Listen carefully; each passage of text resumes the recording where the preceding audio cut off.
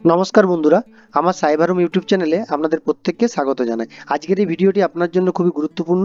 অবশ্যই ভিডিওটি শুরু থেকে শেষ পর্যন্ত দেখবেন।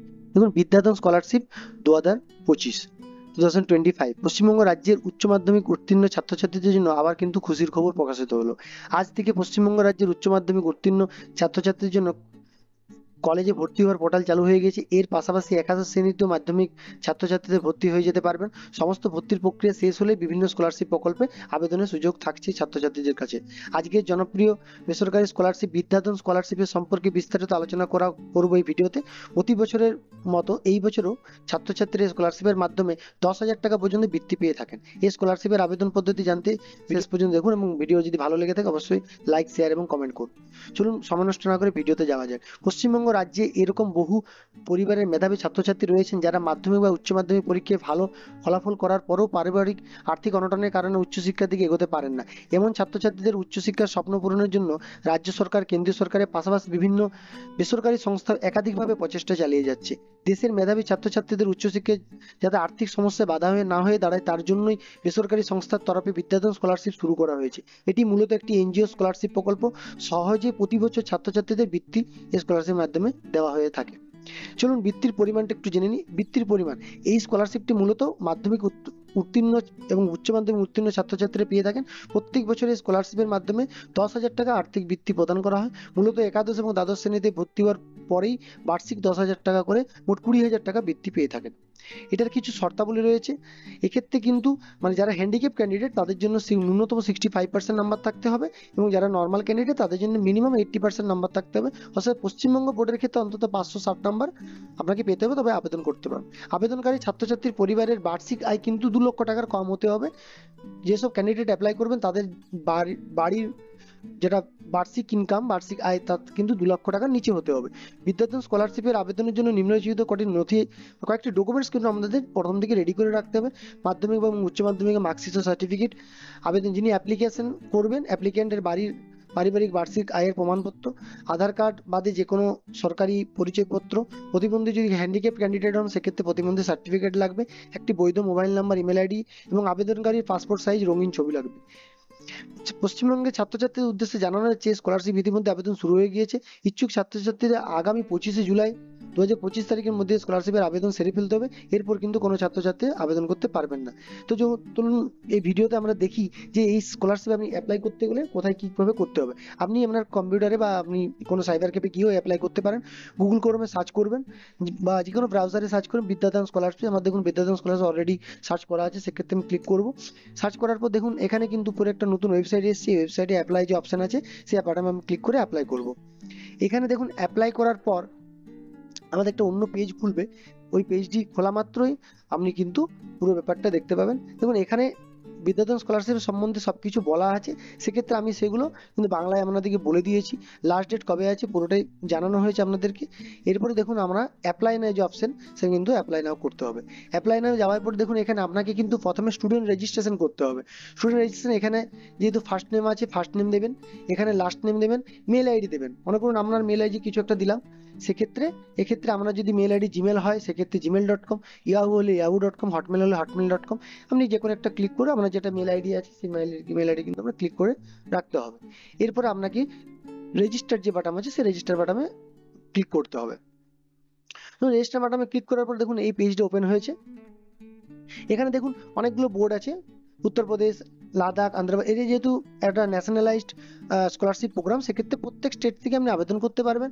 আমাদের পশ্চিমবঙ্গ থেকে আবেদন হায়ার সেকেন্ডারি প্রোগ্রামের কি বলেছে দেখুন, স্টেটিং লাস্ট ডেট 25 জুলাই, 25শে জুলাই এটা কিন্তু লাস্ট ডেট। এরপরে দেখুন আমরা এখানে অ্যাপ্লাই যে ক্লিক অপশন আছে এখানে ক্লিক করব। অ্যাপ্লাই না ক্লিক করার পরে দেখুন আমাদের পুরো পেজটা খুলে গেছে। এখানে কিন্তু আপনাকে ভালোভাবে পার্সোনাল ডিটেলসটা কিন্তু ফিল আপ করতে হবে। এখানে দেখুন প্রথম অপশন ইন্টারভিউ প্লেস। সেক্ষেত্রে আপনি যদি অফলাইন ইন্টারভিউ দেন সেক্ষেত্রে আপনাকে ইন্টারভিউ দিতে যেতে হবে। যদি অনলাইন দেন তাহলে অনলাইন ক্লিক করতে হবে। এরপরে স্টুডেন্টের নাম, এখানে স্টুডেন্টের নাম লিখবেন। এখানে জেন্ডার মেল অথবা ফিমেল ক্লিক করবেন। এরপর মোবাইল নাম্বার, পার্সোনাল যে মোবাইল নাম্বার আছে সেই মোবাইল নাম্বার ক্লিক করতে হবে। দেখুন ডেট অফ বার্থ, এখানে ডেট অফ বার্থ চুজ করতে হবে। ক্যান্ডিডেটের যা ডেট অফ বার্থ আছে চুজ করতে হবে। এখানে দেখুন হোয়াটসঅ্যাপ নাম্বার, যদি আপনার যে মোবাইল নাম্বার পার্সোনাল সেটা যদি হোয়াটসঅ্যাপ থাকে সে ইয়েস করবেন, যদি না থাকে নো করবেন। ঠিক আছে। এরপরে দেখুন, যদি আপনি ফিজিক্যাল চ্যালেঞ্জড হন, অ্যাকচুয়ালি প্রতিবন্ধী হন, সেক্ষেত্রে আপনাকে ইয়েস করতে হবে, না হলে নো করতে হবে। দেখুন এখানে অল্টারনেটিভ ফোন নাম্বার, এখানে বাড়ির একটা মোবাইল নাম্বার দিতে হবে। এরপরে দেখুন পার্মানেন্ট অ্যাড্রেস, প্রেজেন্ট অ্যাড্রেস। এবার যদি আপনি পার্মানেন্ট অ্যাড্রেস কিছু একটা দিলেন, যেটা আপনার অ্যাড্রেস, গ্রামের নাম, পোস্ট অফিস, থানা, সিটি, কোন শহরে বাস করেন, স্টেট ওয়েস্ট বেঙ্গল, কোন ডিস্ট্রিক্ট থেকে পাস করছেন সেই ডিস্ট্রিক্টের নাম এখানে দেওয়া, পিনকোড দেবেন। এবার যদি আপনার পার্মানেন্ট অ্যাড্রেস এবং প্রেজেন্ট অ্যাড্রেস যদি সেম হয়, সেখানে সেম এস পার্মানেন্ট অ্যাড্রেস করলে আপনার কিন্তু পুরোটা এখানে চলে আসবে। যদি না হয় সেক্ষেত্রে আপনি আবার আপনার পার্মানেন্ট প্রেজেন্ট অ্যাড্রেস যেটা আছে সেটা কিন্তু আপনি লিখতে পারবেন এখানে। দেখুন মা বাবার ডিটেলস এখানে লাগবে, বাবার নাম, মায়ের নাম লাগবে এখানে, মোবাইল নাম্বার, তাদের মোবাইল নাম্বার দেবেন। অকুপেশন কি, অকুপেশন আপনার বাবা কি করেন, বা মা কি, মা যদি হাউস ওয়াইফ হয় হাউস ওয়াইফ লিখতে পারেন, কোনো যদি কাজের সাথে যুক্ত থাকে। বাবার পড়াশোনা কত দূর করেছেন সেটা লিখতে হবে। মায়ের শিক্ষাগত যোগ্যতা কি আছে সেটা আপনাকে লিখতে হবে এখানে। দেখুন এখানে আপনাকে 10th স্ট্যান্ডার্ড, মানে অ্যাকচুয়ালি এটা হচ্ছে হায়ার সেকেন্ডারি এক্সামের জন্য ফর্ম ফিল আপ, সেক্ষেত্রে 10th স্ট্যান্ডার্ডে আপনার সমস্ত ডিটেলস কিন্তু এখানে লাগবে। মাধ্যমিকে কত নাম্বার পেয়েছিলেন এটা লাগবে, হ্যাঁ, কোন স্কুল থেকে পড়াশোনা, দেখুন এখানে ইনস্টিটিউশন, কোন ইনস্টিটিউশন থেকে পাস করেছেন সেটা লাগবে। এখানে ইনস্টিটিউশন বলতে আপনার যে এর থেকে পড়াশোনা করেছেন, স্কুলের টাইপটা লিখবেন, যে গভর্নমেন্ট স্কুল নাকি প্রাইভেট স্কুল নাকি গভর্নমেন্ট অ্যাডেড স্কুল, এগুলো লিখতে হবে। মাধ্যমিক কখন পাস করেছেন, ইয়ার অফ পাসিংটা লিখতে হবে। কোন মিডিয়ামে পড়েছেন, Bangla medium, English medium, Gujarat, যে যে অপশানে আপনি ক্লিক পাবেন সেটা হবে।